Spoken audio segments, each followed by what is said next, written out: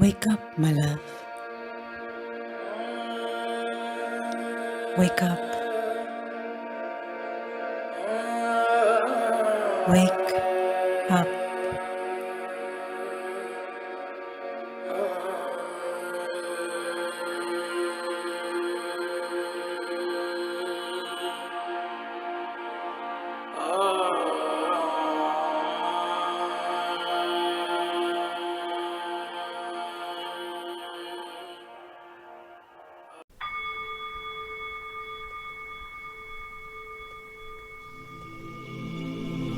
Hello beloveds, and welcome to my channel.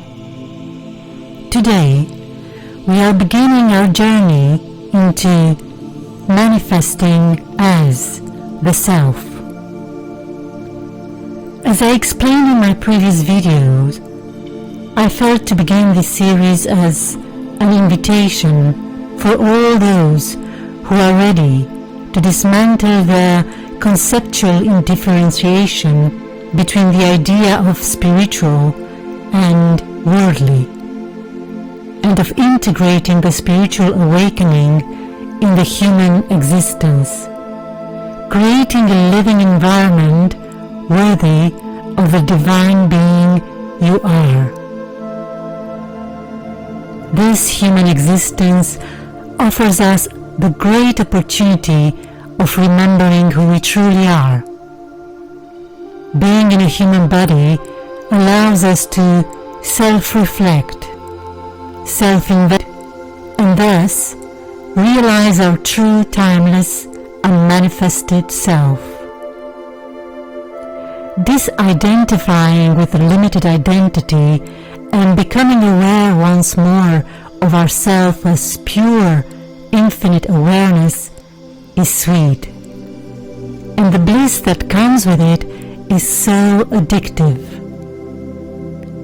Dismissing the world and everything phenomenal is a very important step and tool in order to withdraw the attention back to one's presence.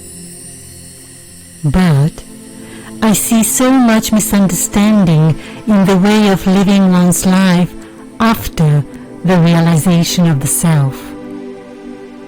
So many beautiful beings think that re-embracing the world and anything the world has to offer while being in the body is an egoic mistake. Thus, many beings live their lives still in a state of lack, without reaching their full potential in terms of self-expression, and without enjoying all the gifts that this play has to give.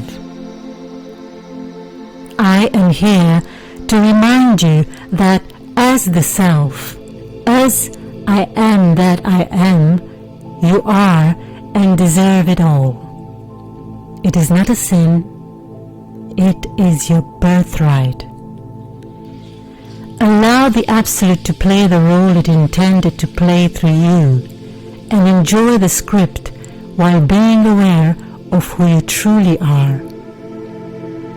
In this series of videos, we are going to dive deep into the subject of manifesting as I am that I am, both exposing the most common misconceptions around it and tackling the practical side of the process.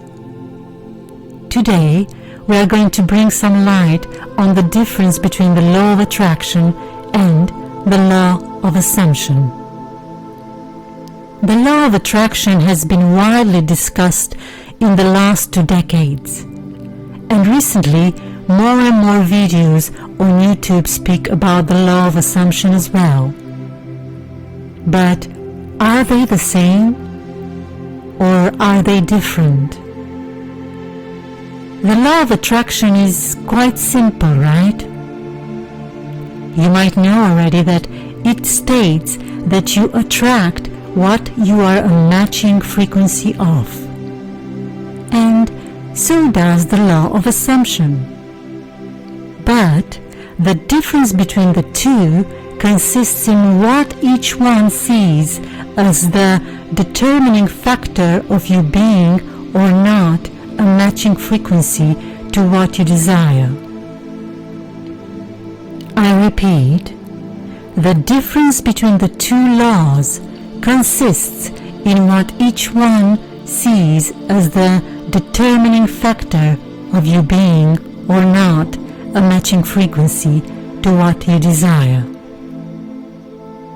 The law of attraction is based on the idea that thought generates emotion, meaning energy in motion, which translates into vibration, and which in turn will attract what is on the same frequency and repel what it is not.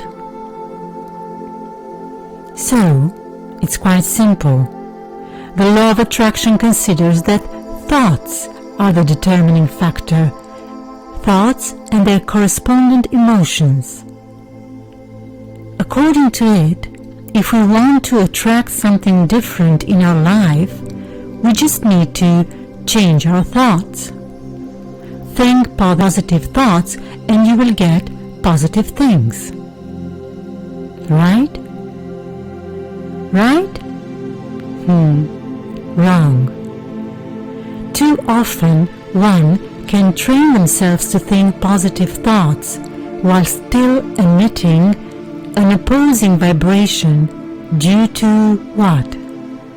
Well, due to what lies deep within themselves. And this is what the law of assumption points at. For those who don't know, the idea of a law of assumption was mainly promoted by Neville Goddard, a mystic and public speaker born in and whom I personally love, because he was, first of all, an enlightened being.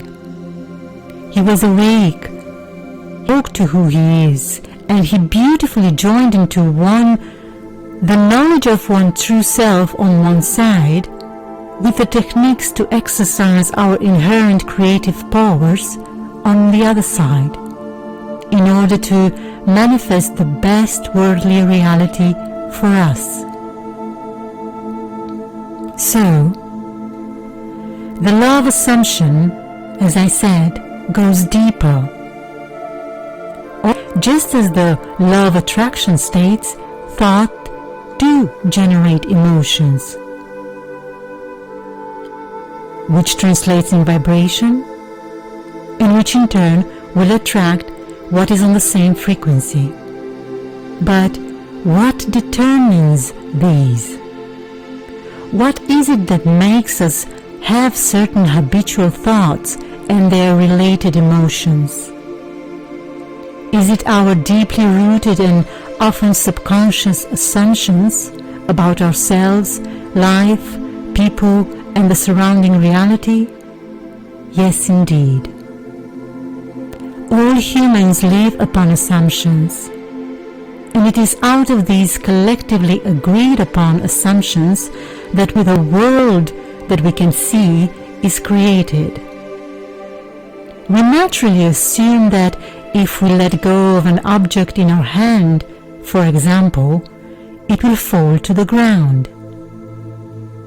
We assume that we will wake up next morning. We have learned to assume that new days means the passing of time, and that with the passing of time, people get old. We assume then that people getting old develop aches and pains. We assume that when we open the tap, water must come out, and that when we turn on the power switch, light comes on. We do not question these, we just take them as facts. These are just a few of the collectively agreed upon assumptions that the world is ruled by nowadays in this 3D reality. But then there are the individual assumptions, those unique and specific cocktails of convictions and beliefs which are carried by each human being, often unconsciously. These individual assumptions drive one's life from behind the curtain, and, remaining unchanged, they draw to themselves the same type of experiences and outcomes again and again and again. Thus, any amount of positive thoughts you discipline yourself to think again and again will only constitute a very superficial layer of gloss on your being. To actually create change, you must look and go deeper to your most deeply rooted assumptions. And the most important assumption that will be active in any manifestation process is the assumption about yourself. Who do you take yourself to be? As Neville said, you do not attract what you desire, you attract what you are, or who you take yourself to be.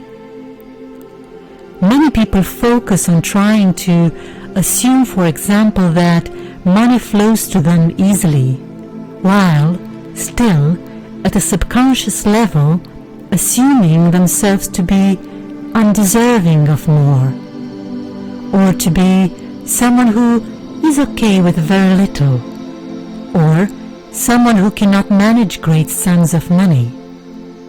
Or they assume that rich people are shallow and that they themselves are too deep and spiritual to give too much importance to material things. Everything is consciousness. There is no such thing as material, not truly, and all possible destinies and versions of reality have already been created and are activated within you, or not.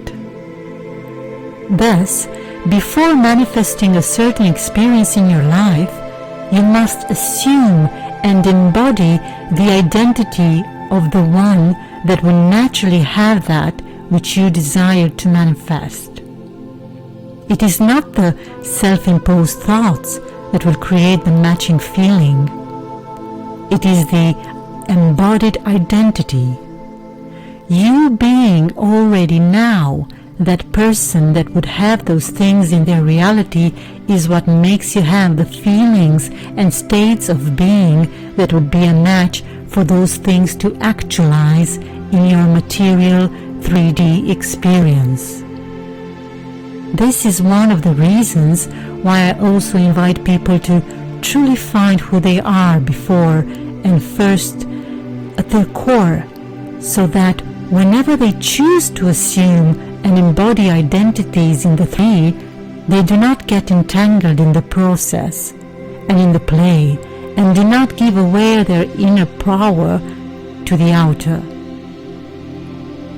Many followers of Neville Goddard and Law of Assumption lovers claim, I am that I am, or I am consciousness, I am God, and so on. But they only know this conceptually because they've read it in the Bible or in some book, and it sounded nice or it resonated with them. But they have never realized it intimately. Thus, they still try to get stuff in the world from the perspective of a separate individual self who wants things to feel happy. They still try to drive the car from the passenger seat, and their unquestioned assumptions about themselves and the world drives their lives like an autopilot mode. So, is it essential to realize your true self in order to manifest your desired reality? Well, no. And yes, absolutely. But we will go more deeply into this next time. I hope you have a clearer idea now about the difference between the law of attraction and the law of assumption, and I see you in the next video of our series, Manifesting as the Self.